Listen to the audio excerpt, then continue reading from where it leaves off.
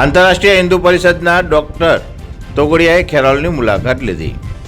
લીંબચ માતાની વાડીમાં બેઠક યોજી હતી. સ્થાનિક આગેવાનો દ્વારા તેમનું સન્માન પણ કરવામાં આવ્યું હતું.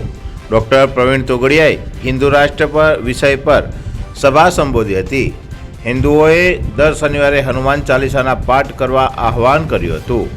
દિવાળી સમયે ગરીબોને કપડાં આપવા પણ જણાવ્યું હતું. તીન બચ્ચે સચ્ચે હિન્દુ વિષય પર ચર્ચા પણ કરી હતી.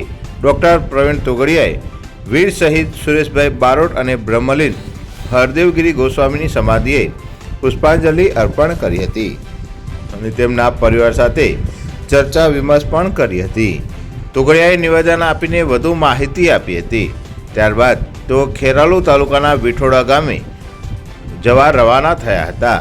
આ અંગે વધુમાં ડોક્ટર પ્રવીણ તોગડિયાએ નિવેદન આપીને જણાવ્યું હતું કે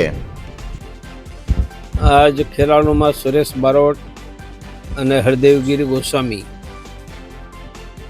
આ બંનેને યાદ કરીને બંનેના સમાધિ સ્થાન પર દર્શન અને સાથે ખેરાલુમાં એક કાર્યકર્તાની મિટિંગ અને ખેરાલુના બધા જ ગરબામાં શસ્ત્ર પૂજન થાય, આઠમે કન્યા પૂજન થાય અને દશેરાના દિવસે દરેક હિન્દુના ઘરમાં શસ્ત્ર પૂજન થાય એવી બધા પાસે યોજના બનાવી છે.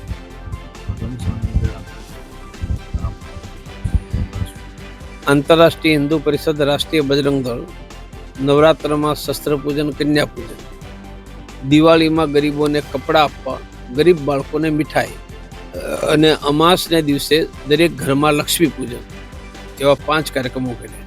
બ્યુરો રિપોર્ટ, રાષ્ટ્ર વિચાર, ગુજરાતી ન્યૂઝ. અહેવાલ મનોજ ઠાકોર, ખેરાલુ.